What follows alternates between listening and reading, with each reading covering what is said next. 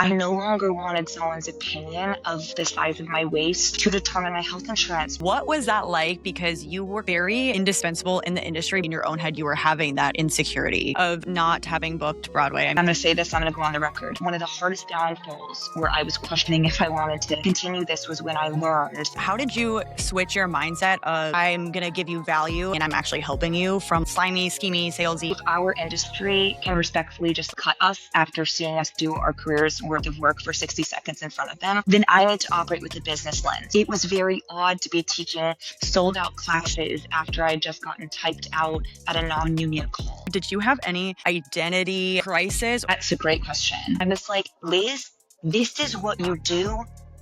What would you say a choreographer needs to see in someone before they give them that kind of trust? It took everything in me to brand myself to let people know, oh, that's Lizz Picini. Hello, welcome back. I wanted to take a quick moment to thank you so much for being here. Your support literally means way more than you will ever know.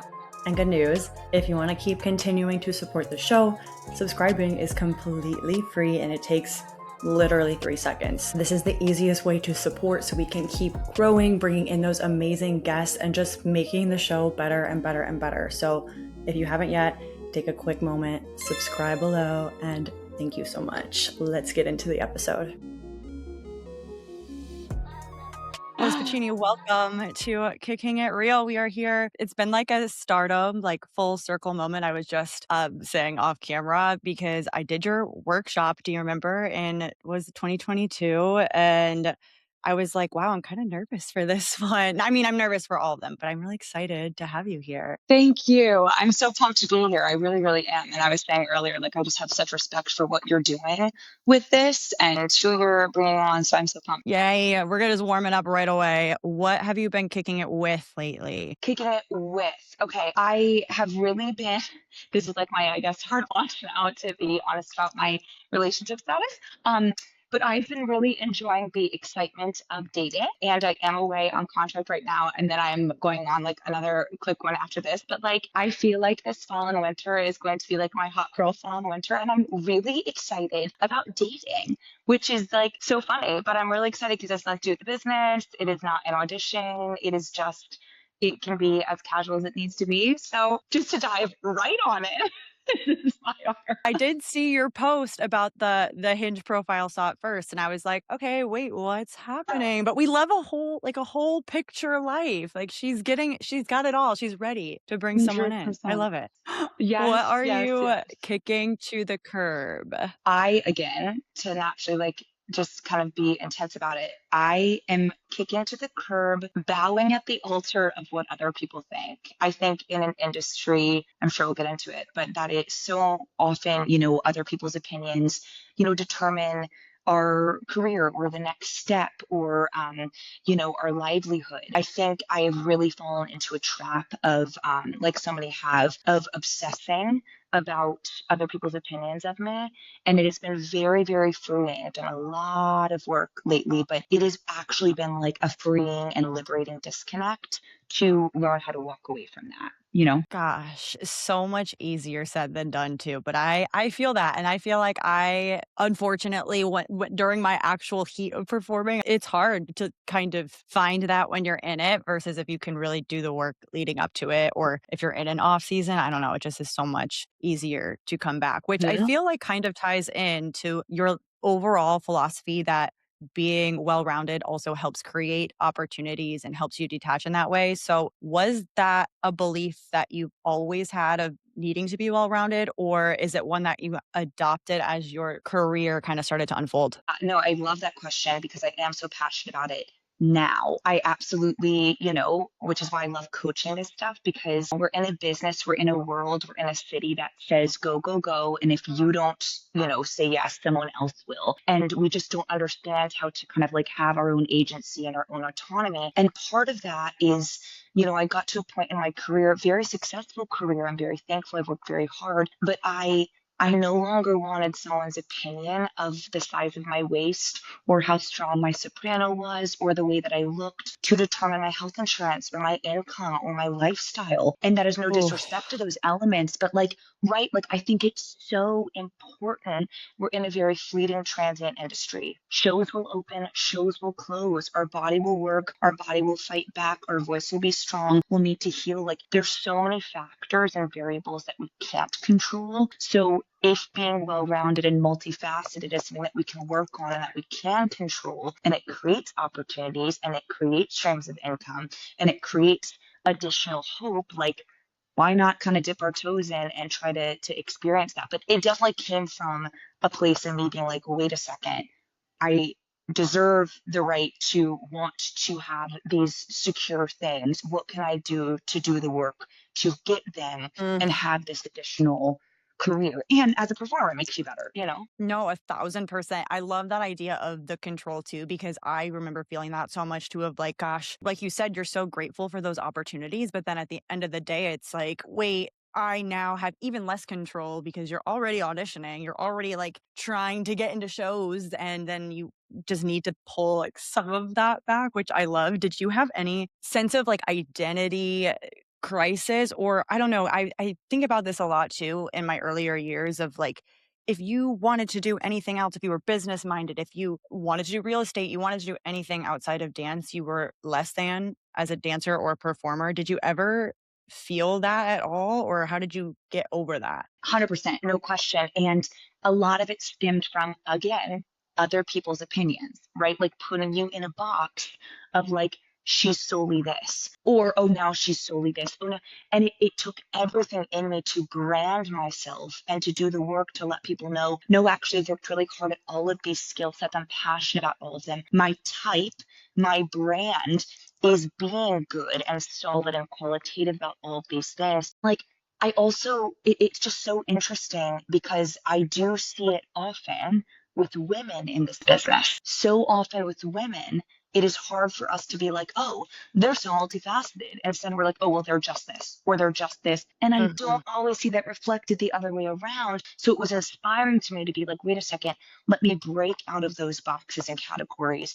And it took so much work still to this day, this honor that LaDuca just did again, it's like I am branded as a three thing, a performer, creative, educator, right? And like those things are so important to me. But again, I think it's liberating and empowering and ironically makes you better on stage, better in the audition room, better in the workshop because you are just more of a human, which I've learned in my old age. Like, you know, like had I known that when I was young. But I also feel like if you did really know it when you were younger, it's still sometimes it's still hard to really like you gotta kind of go through the pain to get to that point, which I love that you 100%. kept using the word branded, like my brand, which I feel like I just learned what that was like 2 years ago, which is unfortunate. But I feel like you're a business owner, like business woman, I would also call you. Where did you start to learn about that? You have an assistant, you have a website, like you have all of the things. Was there someone in your life? Did you research on your own? Where did that come from? You know, I'm so thankful for a strong parental unit who just like taught me how to do the work, right? And taught me that like hard work is what we do, you know? And I'm so thankful for that. And I do not take that for granted. And like my faith is very important to me and that grounds me and gives me the perspective of like opportunity and like making things happen and like, you know, like being so grateful for the things that are in front of me. So I feel like I've always been very wired to not even do the most, but just like enjoy taking advantage of the opportunities in front of me and making stuff happen. And I always said when I was younger, I was like, in this industry with what we do and how hard we work, and we are constantly firing on all cylinders, constant numerous irons in the fire. And I always said, I was like, if we weren't in this business, like we would all be billionaire entrepreneurs by the time we were 25. And then I was like, well, wait a second, like, why can't I monetize on what I'm degreed, experienced, and trained in, you know, and create my own company? And my rule of thumb is if you spend money on me, I save you time and money, right? Because I want to be the best coach based on my experience. And I want to make sure I'm investing in assistants to help me with scheduling, to give you quality. Like, it is a lot of work. So I've done a lot of studying just to understand how to do this and like how to seek advice and help, which is also fun to like remain a student in that realm. But yeah, it has definitely been like the high risk, high reward, but so worth it. And you get this, Yeah. like obviously in this industry, like we are so used to the hard work. There's the question mark. So like why not try it with something else? You know, like the rawness, the vulnerability, the showing up and not knowing the Oh, result. So like let's do that with my which own business, you know? Which is so funny you say that because you mentioned too the excitement of having to keep learning in dance and business and everything kind of excites you. And you're so right, where it's like there's always, at least for me, there's that little bit of like, I'm a beginner. This is a little difficult and like vulnerable, but then it's almost like addicting. It's like, oh, like it's something new. Like, how can I get better? How can I learn? Which is, I think, just one of the great things that comes with being a dancer and just being able to educate yourself and learn all of those things on your by yourself. Do you feel like another part of the woman in business, the idea of being able to monetize, I think is really hard for a lot of people, myself included. How did you switch your mindset of I'm going to give you value and my time is worth your money and I'm actually helping you, from like that, I think, more traditional, stereotypical idea of sales, of like, oh, we slimy, schemy, salesy, and like we should just be grateful and help people? You know, I think operating with the mentality of business, like if our industry can respectfully just like cut us after seeing us do our careers worth of work for 60 seconds in front of them, then like, and that's not like, that is not an FU, that it like, that is business. And I get it. Like, if Mm-hmm. that can happen, then I need to operate with a business lens, you know? And it was so amazing. I'll never forget where I was many contracts ago. One of my big sisters in this business, she looked at me. I was reviewing someone's resume and she was like, Liz, what do you charge for this? And I was like, oh, I don't know. And she was like, Liz, what do you charge for this? And I was like, Erica, like, I don't, like, I haven't been on Broadway. And she was like, Liz, like, your experience, your years on both sides of the table, like, your time is worth money. Your energy is worth it. And like everyone compares it to like if I was a nutritionist or a personal trainer, no one would question it. But because our business is not linear, we can't always apply logic. It can't always be a pragmatic approach. It can get a little sticky. So I make sure that I've got checks and balances, receipts, that my clients are doing the work, that their things are paying off, which is why it's like if you spend money and time on me, I'm saving you time and money, but I'm degreed, experienced, and trained in helping you get the answers or get to the answers, the tools. But it's a constant battle, Gabby. Like it is a constant battle. And some people have opinions and Yeah. things to say, and it's hard. Yeah, because it's the people pleaser in us of like, oh, we have to make everyone happy and everyone like us because we want to get jobs. But it's also like that trust in yourself and you knowing, doing the work and knowing that what you're doing is valuable. You just have to believe in it in that way, which is helpful, but still very hard, which you kind of already mentioned all the different hats, all the different amazing things you have done. What does a typical day kind of look like in your season right now, but then also in a season that is one of your busiest or hardest? No, I appreciate that question too, because I think, like, surprise, surprise, I am so passionate about the work and so passionate about what we do. It's like that. There's some quote, and I'm going to butcher it right now, but it's like about like confidence. The work is done in silence, right? And like let the result shows, you know, the work that you've done. That was not the quote Mm, at all, but it's something really good. I'll send it to you there. I knew During a season exactly like what you this, meant when I'm though, so on. it's fine. During a season like this, when I'm on and in a show, you know, I'm responsible for the upkeep of the show. I'm running understudy rehearsals. I'm there early for lift call. I'm giving notes, but I have my own business and I love that business. And so this morning I woke up, I got a lot of emails done, spent some quiet time with myself, then went to the gym, worked out, had about had 3 client consultations before you have this. And then I have the show tonight with a lift call and then just one curtain. When I'm in the city, I'll, you know, do the same type of thing, but not on a show. So I'm navigating my own auditions, my own voice lessons, taking class. I'll do like 6 to 7 clients a day when it's a solid day of clients. When I'm peppering in classes, I won't do that many, right? But it has been a really exciting, like fruitful, thriving business. But I have to make sure I am balancing and filling my cup as a performer first, which makes me a better coach. But those will kind of be the two, like in and on a show, I'll pepper in the business. right? And then when I'm in New York, not on a show, and then when I was on Broadway, I couldn't breathe. Like there were no clients, nothing. It was just that show. That's what it was. All very different. Oh my gosh. I mean, it's like it's the pros and cons of that. I want to say flexibility, freedom, but like, you're creating your own schedule, but then it also comes with its own challenges because it's like, when do you say no to something?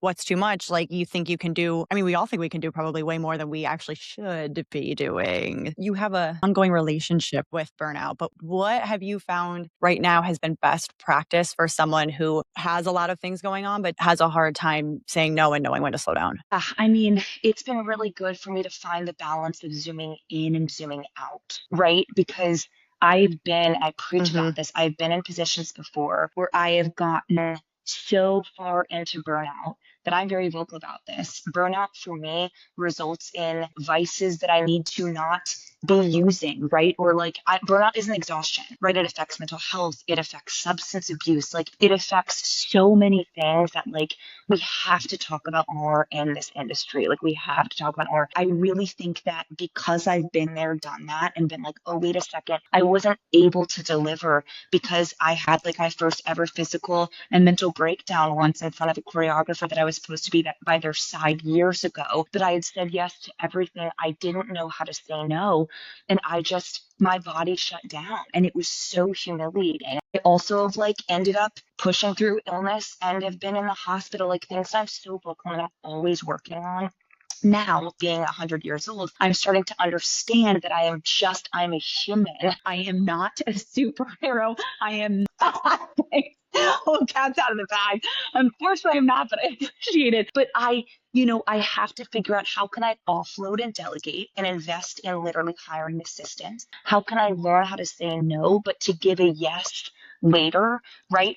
How also can I go day by day by day? I have to understand that sometimes balance looks different every 24 hours. So being able to be in a position where I've earned the respect that people know I need to remain a bit flexible, right? Like if I have to cancel all of these sessions because I need my voice to not burn out, I need to be able to cancel these sessions, but be honest with my clients. So it is truly a day by day thing, but I really love talking about burnout just because, right, this industry, it's hard to go, go, go, go, go. And literally things will not deliver if we don't understand how to Like, at least be aware physically shut down. of when we're starting to kind of tiptoe close to that edge. Yeah, no, and it's true, the day to day, which it makes it sometimes harder because I've also found myself being like, well, last week I could do all this, so why can't I today? But even just like, unfortunately, the legit anatomy of being a woman and how I'm like, oh, you know what? This is that week that I maybe need to like slow down and give myself a little more grace, or maybe have an extra cup of coffee today. Like, I don't know. But just being like honest about it and Right, not feeling right. bad. And I love what you said too about not only, the physical ailments that happen to yourself, but then you're feeling yourself not showing up for your people the way you need to be. And like, I don't know about you, maybe this isn't a good thing, but for me, if I'm letting someone else down, it's a lot easier to like say no and do those things because I also, you have a brand to uphold too, right? You don't want to show up and be half of the version you want yourself to be. And we all have a brand, whether we realize it or not, which is right, just your reputation. At the end of the day, I wanted to talk to you Totally. about how you got started teaching at Broadway Dance Center, at Steps, because it's been like not in a bad now you keep saying how old you are. I'm like, I don't mean it like in a bad way, but forever you've been teaching, which is amazing. When you first started, did you have any nerves? Did you have any imposter syndrome? Talk to us a little bit about that experience. Absolutely. I always kind of say that sometimes it feels like my career has been like interestingly like in reverse. Reverse from what, but there are some like standards and some things, like it was very odd to be teaching sold out classes after I had just gotten typed out at a non-union call. Like that was a very odd juxtaposition to balance. And to be honest, like it has really been one of the most trying things about my career. So often people were like, oh, so you're just a this, and I was like, wait, no, no, no. I'm going to be a really good dance captain because I can lead this room. I'm going to learn how to navigate nerves because I literally was just cut and am now leading 75 people in a dance combo that's mine where I'm setting you up to like me or hate me or Talk think my about jokes are stupid. having to Like, compartmentalize a little bit too of like oh, I have to be able to like put whatever emotions I have about that audition and like put them away and be professional because now I'm here leading these people. 100%. And it has been such a good attribute and characteristic to adopt. And it's been very, very difficult because then there are times that like I don't know how to shut one off in a sense. And it's like I'm always Liz Picini, but like, can I also just be Liz?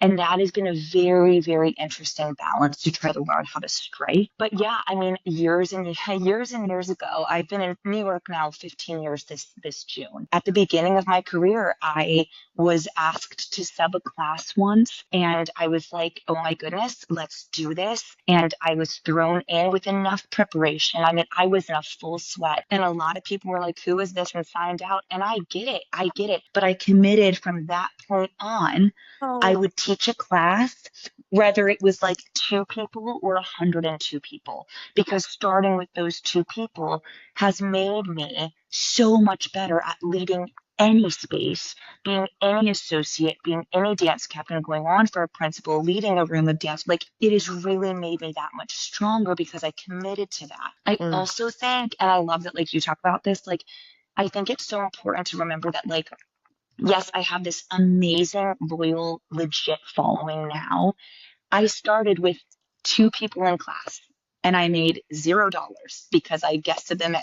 Then I had 3 people and I made zero. Then I had four and I made $2. Like we all start, but we always talk about the finish line and we don't necessarily talk about the starting line. And I think the starting line is so valuable because time is so valuable because it makes us better and durable in a business that is really really challenging. So I committed. I committed to teaching as much as I could to get better on all fronts, wearing all hats, teaching beginners, making myself learn how to teach. And ugh, now it is an honor to just teaching like beginners pop is in so once a hard. month. Yes, because you really have to do the work to know what you're doing and how you're teaching. And now it's so cool to be, in a place where I, really pick my schedule and I teach that spotlight a month and I pinch myself every time. I'm like, I like it's so cool for it to still be such a surreal thing and it's my job, but it is cool to appreciate. Appreciated is the biggest part too, where I feel like you see so many people, younger people nowadays too, just getting so down on themselves and they think they should be further along. And it's like that's the part that makes it cool. It's not as fulfilling and you can't appreciate it as much as if you came out of the gate, out of the womb, and you're just like, here I am, a great teacher. Like everyone's here because they love me for whatever reason. I look back, I'm so happy I took videos of me kicking and practicing because now I'm like, oh my gosh, wow, like that was terrible. So good job. It just makes it so much more worth it. And it makes you Right. fall in love with a pursuit, which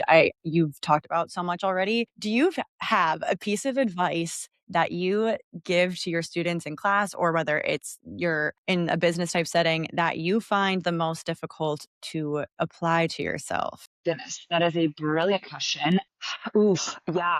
I think it is. I really challenge my people. Yeah, this is good, Gabby. This is good. I challenge my people to not look around, but to look forward, right? Forward or up. Like you got to just keep doing Mm, this because so often we look around and often we're not celebrating their highs and their lows. We're always looking at social, a filtered business card, and we're always comparing. We're mhm. feeling less than. And I do think that jealousy actually, and I'll die on this hill, I think jealousy is a wonderful feeling and emotion, but we have to handle it Mhm. the right way. It shows that you're not numb. It shows that you want to be where that person is with that person alongside that career, but it's how we handle it.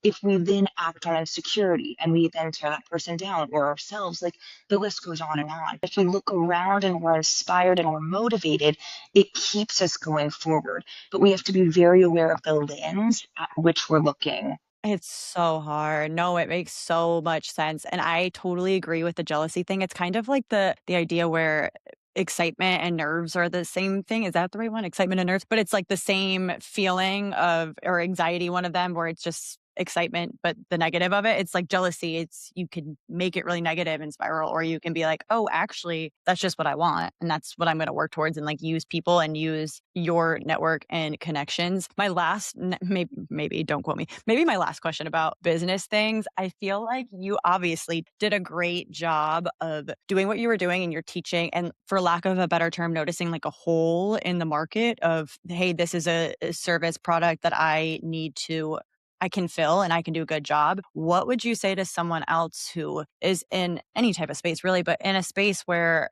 you were able to kind of pick up on that? Was there anything specific mindset wise that you were able to jump on that opportunity? No, it was cool to like see this void of like dance captains, swings, understudies, like see a void of training and be like, you sign the contract and then they're like, go. And that is an art. That is a skill set. That is something that like, if we are now getting our masters in social media and hashtags, like we need to be supporting our swings, our understudies, our dance captains, our covers. Like the business is changing. These are the backbones, right? So I saw this void and I was like, what can I do to help and to help myself? You know what I'm saying? Like call me selfish, but like how can I also get Hmm. better at this? And it was Right. really cool to be like, I am experienced and trained and degreed in being on both sides of the table for years and years and years. You know, I always say like being on both sides of the table has been amazing and it's also put me in a lot of therapy, you know, because I don't know anyone who continuously goes back and forth, and then I'm running your callback, but then I'm in your Back final and callback, forth. but then I'm leading your stuff. Well, it's just wild. So like I saw the opportunity and I was like, I can help people with this, and also with the help of my mentors, know that I'm valued enough to monetize on giving people tools to access Mhm. information and swing brain and understudy skills and rehearse these things and simulate this material. You know, so if someone sees that Mhm. and they're like, wait, I wish I had this. Like, I do say, like, I wish I had a Liz. Like, I wish I had the coach that I am to people. So, how can I be better at that? So, if you see Goosebumps. that, jump on it, right? So good. Yeah. And would you say that you started and jumped on it maybe before you felt like you were fully ready or an expert at it? Oh, 100%. Like, I think that is like the beauty of imposter syndrome is like no question. Like it was my therapist that said this. It's brilliant. Like imposter syndrome for us, we need to think about it as a win. It's a victory because it's showing us that we are in a place in our lives or career where we never thought we could be. And so as I'm pouring into these Oh, amazing artists and casts, right, and going on stage for a principal bow that I never thought I'd be able to do and all of this stuff. It's like, wait, I'm in a place I never thought I could be. And like it makes me emotional because you're like, if I can reframe it, what a victory, what a superpower, what a strength, rather than feeling less than. yeah, that is incredible. I like thought I was going to predict what your therapist said, and not at all. Not at all what I was expecting. That is so good. So good. I always just say imposter syndrome is like borderline fake too, where I'm like, okay, toddlers used to not walk and then they started to walk. It's like they're not imposters of people that can walk. It's just they didn't know how to do it yet. And you have to, start somewhere, Yeah, which I think also I like that brilliant. version better a little bit. You've worked with so many amazing people as associate choreographer, assistant director, dance captain, and like literally for so many respected names in the industry. What would you say a choreographer needs to see in someone before they give them that kind of trust? That's a great question. A few words that immediately come to mind, like professionalism, camaraderie, respect, reputation, determination, resilience, tenacity, all these things that I preach. One thing that I always say, who I work with all the time and I love him to death, Dennis Jones, he literally said in a talk back once, I like taught a dance class and then he came in for a talk back. And the first question that people asked, they were like, what was it about Liz Picini that like, like we love her, but like what was it that was like I want her. We love her, Selfish, but why do blind, you love like her? laughed out after. Right. He was like, for years, Liz Pacino was on my radar. And after I heard that, I don't know what else he said. Because I was like, that is how this world business industry works. Like we put in all this work, We don't know who's watching. We don't know what's going on behind closed doors. You put your head down and you do the work, you show up, and people start talking. People start seeing you. People start trusting the work. It was so Crazy. much time of being in all of these positions, of leading classes sold out after being typed out non-union, of not being in a room, of being cut, of questioning my Broadway debut, that put me in a position to be trusted by these amazing mentors I have. But like, that always stood out to me because had I known that I was on his radar in really hard moments, I would have been like, well, I'm good. I'm on his radar. But that's not how it works. Yeah. Well, it's like that quote of if you knew that your yes was after 50 no's, like you would be so excited for all of the no's that you were getting or all of the failures. If you knew that opportunity was literally right on the other side, it would be, you'd be excited, ecstatic. That is literally so cool. Percent. The whole imposter syndrome, going back to that for a second, of not having booked Broadway, I mean, in quotes, but like reality. What was that like? Because you were like very indispensable in the industry by like all standards, but then having to be this rock for people where maybe in your own head you were having that insecurity behind closed doors almost. I mean, no, and I love this question because it has been the most challenging thing for my career. And that's why I'm so passionate about time because my timeline looks a lot different than I thought it would. And I'm going to say this, I'm going to go on the record. One of the hardest downfalls where I was questioning if I wanted to continue this was when I learned that it isn't necessarily hard work and talent that get you the Broadway show. There are so many, and that's not to disclaim anyone that is doing the thing. We both like, I'm part of that. Like, there are so many factors and variables out of my control, right? And having to release that and take my foot off the gas in places that I was trying and just keep doing the work and keep showing up for the process. Like, that was a really, really hard thing because Broadway it's the Olympics, right? It's kind of it's the pinnacle of what we do. And to have such a name and a status and the first edition of the Picini, all of these things after me and for me without that one thing, I mean, it was very, very, very difficult, and it was always at the forefront of my mind. Always. Am I qualified to lead these people? Am I qualified to coach these people? Am I good enough to have a show named after me without a Broadway credit? Like, it was always so challenging. And like, also, it is so cool to be able to be like, I am Broadway's Liz Picini, and I've been on Broadway, and I checked every box in one Broadway show. And also, that was one Broadway show, So immediately the insecurities and the comparison can come right back in and be like, we haven't done 51. You've done one. And it is a It's choice never now enough. to not let those voices. Exactly. Exactly. I can't let those voices lead the conversation. They can just make me better at enjoying the process of whatever is next to come. But I do think that if we all talked healthily about our insecurities a little bit more, we would all understand that, like, we all are dealing with the same type of stuff. And you look at someone's social or you see them in a space and you're like, they got it all together. And like, let me be the first to say that I Hmm. don't, and I never will. But there's again freedom Thousand in the percent. grace that you can have with yourself. Right. The grace. I mean, this is probably not helping the case at all, but if it helps, when I first like moved to the city and knew who you were, I was like, oh yeah, I didn't even like it didn't even clock in my head that you hadn't been on Broadway, which is also reassuring on the other side. And that doesn't necessarily make your insecurity go away, but it's just more proof of that. You never know what someone else is thinking, but also people are probably looking at you higher up than you're probably looking at yourself because we're all our own worst critics most of the Right. time. Right. Just a quick pivot to positivity really quick. Can you tell us about the boo? And I wish I wasn't so poor at the time it was out because I definitely couldn't afford it, but but like incredible, and let's celebrate that for a second. Thank you. Yeah, I still am blown away. The first edition, Phil LaDuca emailed me in the new year of 2021.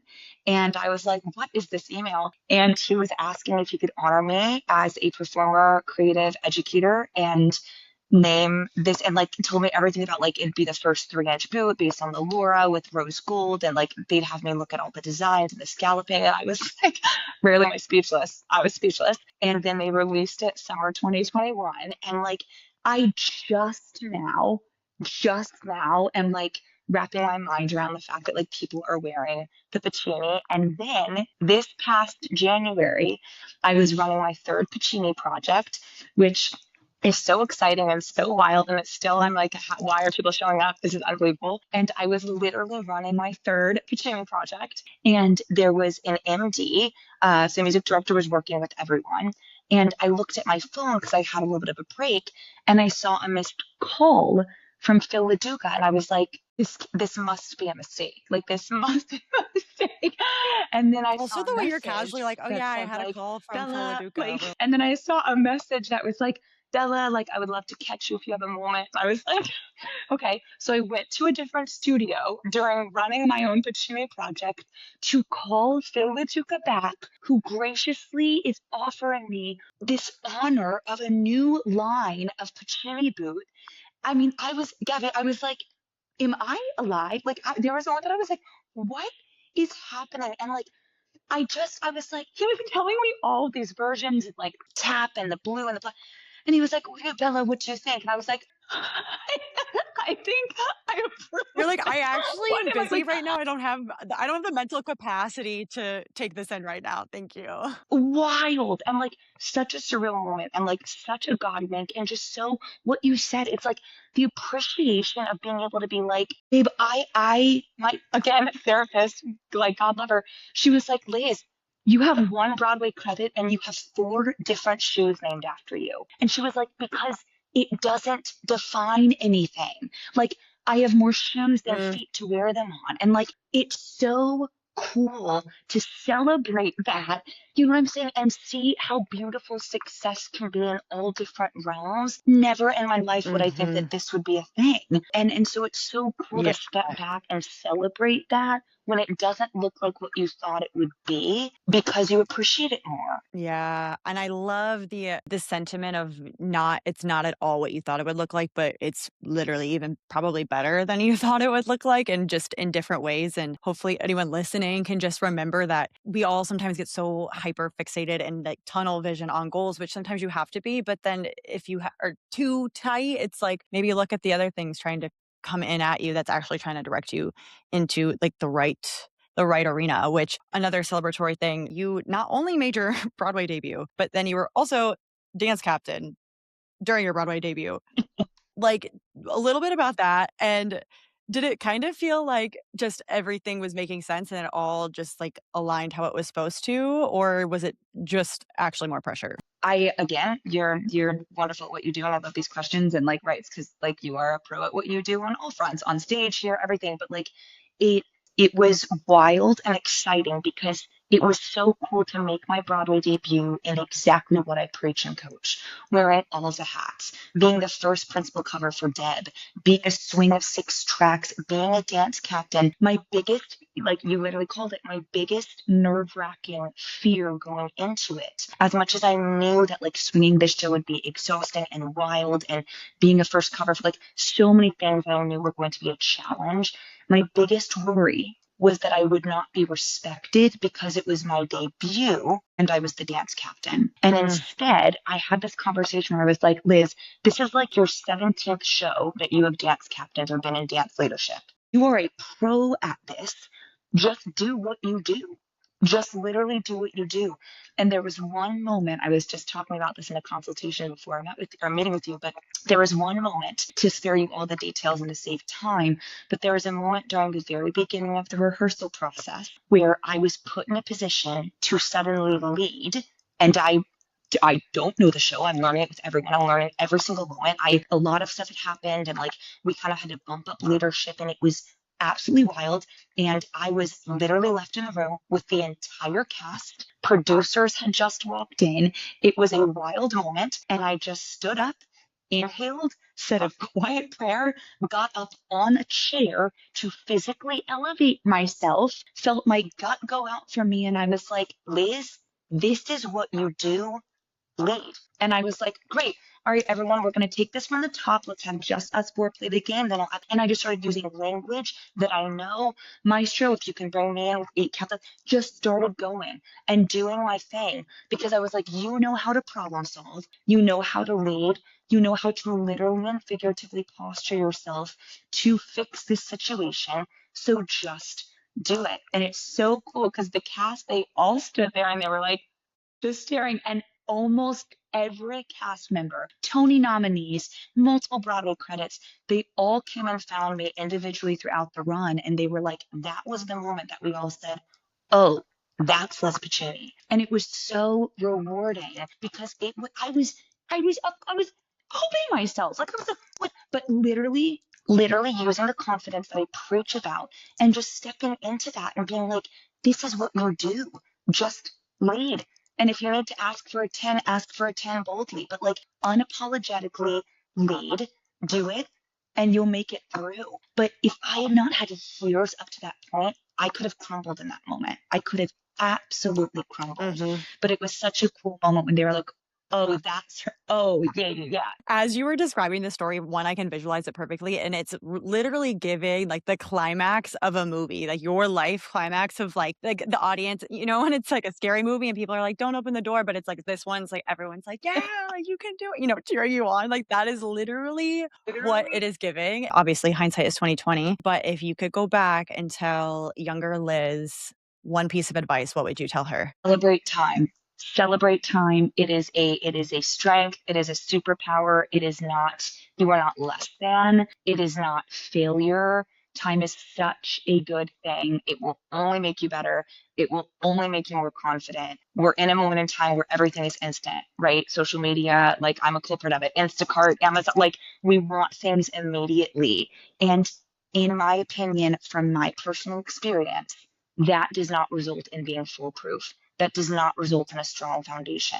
And time is so wonderful and it is such a superpower. It's not a negative. It's just not a negative. I needed to hear that as I'm entering my last years of before my 30s. I love. If listeners could only remember one thing, what would be the number one takeaway you would want them to remember from our conversation? Wow, that is a very good question. We've touched on this just I think in every almost question that you've said or that you've asked, but like there is something annoyingly cheesy about like just owning unapologetically who you are. We are in a business that is going to ask you to kind of fit into certain categories or like, okay, well, like what Lizz do you want today? But like it is so cool to be able to say all of the work that we do, all of our strengths, all of our insecurities, right? Like all of the growth, all of the time, it really can just make you a better you. And like I've been learning so much about the voice lately. And like I think, and don't quote me, I'm not a voice expert with this. I'm not a voice teacher. So please, but I think it's like around your mid-30s for a female voice to be fully like formed and ready to go. Like we celebrate youth. We celebrate youth and it's so fleeting.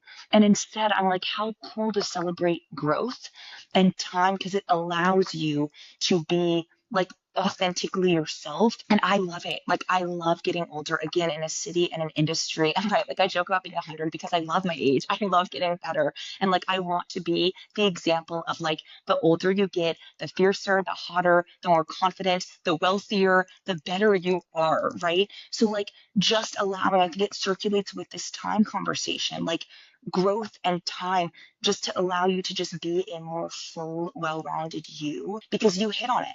I don't know whenever you feel ready to take that step or ready to be like, oh, I'm confident now to dive in. So just keep rehearsing it. Like rehearse the confidence that comes with time, that comes with growth. Embody it. And it's so funny. Anytime I have conversations with anyone for the show, it's always such a parallel because like I just said about approaching my 30s and I literally a couple of days ago was like, you know what, like maybe I need to reframe this. Someone asked me about it and I was like, a lot of my close friends here, they're in their 30s and they're like thriving. Like they're awesome. So like I'm actually like I'm good. Like I feel excited. Just putting a nice little bow on this conversation. Thank you so much for hanging with us. If you're listening, like, subscribe, comment, follow Lizz, all of the podcast things, and we will kick it with you next time.